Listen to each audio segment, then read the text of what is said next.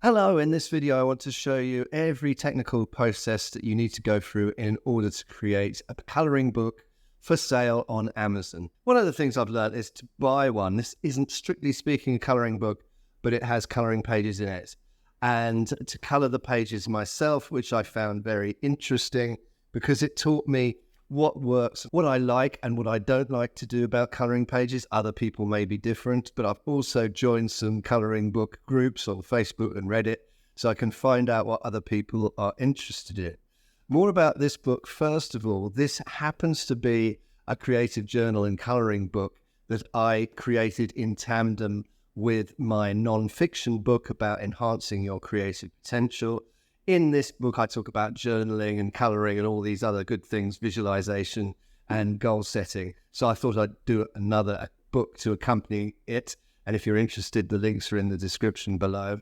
But I found a lot about coloring by doing the examples in this book. A coloring book, by the way, would have every page like this. On the other opposite page, it will be blank. And that's what it will be like for maybe 30 to 50 different coloring pages. You can have less, you can have more. And the other thing to say is it's letter size, 8.5 by 11 inch. Now, the process you have to go through starts with keyword research. You need to pick a topic for your book, and I'll have to do that in another video. After that, you create the image in Midjourney. And then there's two stages to improve the images. You need to upscale them to make them a larger image, because the images you get from Midjourney at the moment are not sufficient to be printed on a large book. You need a larger file, and you do that with upscaling. But I also improve the images in Photoshop. Now, there's a choice of applications you can use here to improve the images. You can use Canva if you want. You can use Affinity Photo, which is cheaper than Photoshop. You can also use GIMP, which is completely free. And I'm going to try and show you all of these applications, but I can't show you them all. Finally, when you've done all the images, maybe you've got, as I say, 30 to 50 of them, and you need to put them into another application in order to create the PDF for the interior. And then finally, you can upload it to Amazon KDP, and it'll be on sale in all the Amazon sites around the world.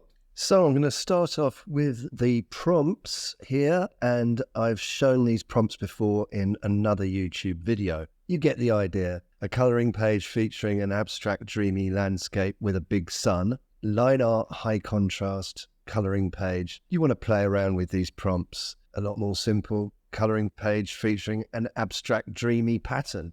Doesn't always work. In other situations, you can have it featuring an animal or the subject of your coloring book. I've just done a few in Discord. Here's the abstract, dreamy pattern. Here are landscapes with a big sun. Some of them have come out quite nice, which are the ones that I upscaled. Here's an example where I've upscaled all 4 of them. It doesn't often happen. And I've upscaled them in Discord. So now what I want to do is go into midjourney.com app, and I'll sign in with my Discord login. That gives me all the ones that I've upscaled. So all I need to do is click on this icon here and select the ones I want, hold down Shift, and download them all as a zip. Here is the zip. I'm going to unzip it by double-clicking on a Mac. And there are the images. Now, what I'm going to do is I'm going to open them in Affinity Photo. I want to show you a few things. For example, this one, you get these things sometimes in Midjourney, but you just want to crop that out in this case. But what I tend to do is just increase contrast a little bit before I've upscaled them with Upscale. As you can see, there's a little bit of gray here. That doesn't look great. Let's see if I can get rid of that. So what I do there is layer, new adjustment layer, and you can go into brightness contrast and increase the contrast, but you'll have more control with curves M. And we want to look at this bit here. What we're doing here is making the blacks darker and the whites whiter. So you get rid of the grays, which is essentially what you do when you're increasing contrast. So this is a nice example here of sometimes Midjourney doesn't give you a black and white. In this case, I just tend to change it from RGB to grayscale. And this is how I do that. but you still need to, of course, increase the contrast. And that'll make it more of a coloring page design. There's another example here of something we need to touch up a little bit. There's a few lines in the middle of this sun that aren't really necessary. So select the brush tool here, B, then swatches, and make sure the white is our primary color, and then we'll paint that out, get rid of it. Just touch up the contrast a little bit, make the whites whiter and the blacks blacker, so it's a nice coloring page. So there's my folder. I could do as many as possible, but these are very small indeed.